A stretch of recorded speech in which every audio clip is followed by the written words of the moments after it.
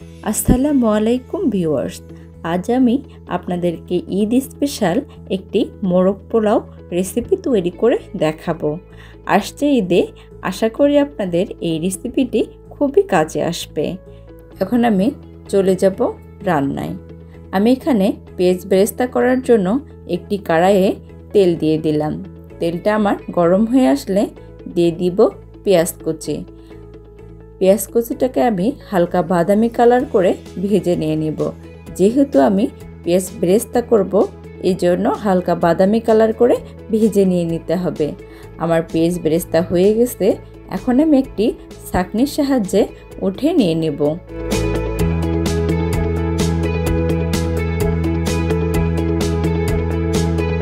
আমি এই তেলে এখন দিয়ে দিব পেঁয়াজ আর কাঁচামরিচ। আমি পেঁয়াজ আর কাঁচামরিচটাকে একসঙ্গে ব্লেন্ড করে নিয়ে নিছি। আমি পেঁয়াজ কাঁচামরিচটাকে একটু ভেজে নিয়ে নিব। দিয়ে দিব আদা, রসুন আর জিরা বাটা। এই বাটা মশলাগুলোকে আমি একটু কষে নিয়ে নেব। এখন আমি দিয়ে দিব স্বাদ মতো লবণ। লবণটা দিয়ে নাড়াচাড়া করে নিয়ে নেব। দিয়ে দিব বাদাম বাটা। এখানে আমি কাঠবাদাম আর চীনা বাদাম বেটে নিয়ে নিছি। বাদাম বাটাটা একটুখানি কষে নিয়ে নিতে হবে। এখন আমি দিয়ে দিব হাফ চা চামচ মরিচের গুঁড়ো। মরিচের গুঁড়োটা দিয়ে নাড়াচাড়া করে নিয়ে নিব। আমি সব মশলাগুলোকে ভালো করে কষে নিয়ে নেব। মশলাটা থেকে তেল ভেসে আসলে এখন আমি দিয়ে দিব কেটে রাখা চিকেনের টুকরোগুলো। চিকেনগুলো দেওয়া হয়ে গেলে আমি সবগুলো চিকেন মশলাটির সাথে ভালো করে মিক্স করে নিয়ে নিব। এটা যত ভালো করে মিক্সড করে নেবেন, এই মোরগ পোলাওটি খেতে ততটাই মজা হবে। এখন আমি দিয়ে দিব জয়ফল আর জয়ত্রী গুঁড়ো, আর দিয়ে দিব ফ্যাটানো টক দই। টক দইটি দিয়ে আমি চিকেনগুলোকে কষে নেব 2 থেকে 3 মিনিটের মতো। চিকেনটা আমার ভালো মতো কষানো হয়ে গেলে এখন আমি দিয়ে দিব হাফ কাপ লিকুইড দুধ। আমি এখানে পানির পরিবর্তে দুধ দিয়ে দিছি। আপনারা চাইলে পানি দিয়ে দিতে পারেন। এখন আমি দিয়ে দেব কিশমিশ। কিশমিশটা দিয়ে চিকেনটা সিদ্ধ হওয়ার জন্য আমি অপেক্ষা করব। চিকেনটা আমার সিদ্ধ হয়ে গেছে। এখন আমি দিয়ে দিব ঘি আর দিয়ে দিব 3-4টা আলু বোখারা। দিয়ে ভালো করে নাড়াচাড়া করে নিয়ে নিব।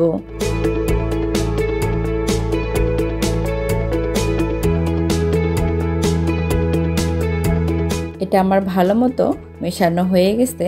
এখন আমি দিয়ে দিব চিনি। এখানে আমি 1 চা চামচ চিনি দিয়ে দিলাম। আর দিয়ে দিব 1 চা চামচ কেওড়া জল। আপনারা কেওড়া জলের পরিবর্তে গোলাপ জলটাও দিতে পারেন। চিকেনটা আমার সম্পূর্ণভাবে কুক হয়ে গেছে। এখানে আমি একটা ফ্রাই প্যান বসে দিয়ে দিছি। ফ্রাই প্যানে দিয়ে দিলাম 1টির মতো পেঁয়াজ কুচি। পেঁয়াজ কুচিটা হালকা বাদামি কালার হয়ে আসলে এখন আমি দিয়ে দিব পোলাওয়ের চাল। এখানে আমি 1 কেজি পোলাওয়ের চাল নিয়ে নিছি।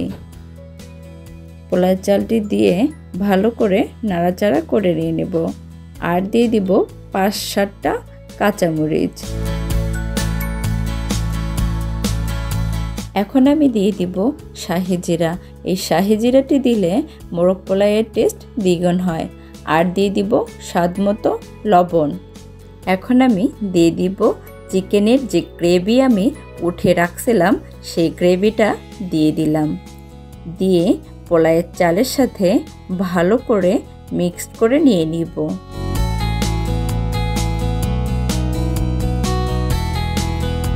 এটা আমার ভালো মতো মিক্সড হয়ে আসলে এখানে আমি দিয়ে দিব সামান্য পরিমাণে দুধ আর দিয়ে দিব গরম পানি। এখানে 1 কেজি চালের জন্য আমি 2 লিটার পানি দিয়ে দিব। পানিটা দিয়ে আমি চালটা ফুটে আসা পর্যন্ত ঢাকনা দিয়ে ঢেকে দিব। চালের পানি আমার শুকিয়ে আসছে, চালটা 80% মতো সিদ্ধ হয়ে গেছে।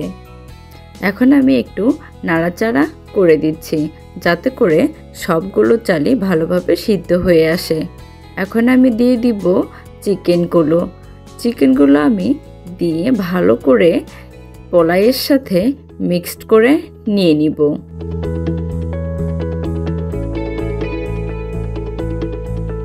এটা ভালোভাবে মিক্সড করে নিয়ে নিতে হবে যাতে করে চিকেনের সাথে পোলাও ভালো মতো মিক্সড হয়ে আসে। আমার এটা ভালো করে মিক্সড হয়ে গেছে। এখন আমি ঢাকনা দিয়ে দমে রেখে দিব 5 থেকে 7 মিনিটের জন্য। আমি এখন ঢাকনাটা খুলে একটু পেঁয়াজ বেরেস্তা দিয়ে দিচ্ছি। আমার এটা সম্পূর্ণভাবে কুক হয়ে গেছে। এখন আমি একটা প্লেটে পরিবেশন করে নিয়ে নিচ্ছি। আপনারা এই রেসিপিটা খুব সহজেই বাসায় তৈরি করে নিতে পারবেন, আর খুব কম সময়ে এই রেসিপিটি তৈরি করা যায়, আর খেতেও অনেক মজার। আজ এই পর্যন্তই, দেখা হবে নতুন এক রেসিপি নিয়ে। সবাই ভালো থাকবেন। আল্লাহ হাফেজ।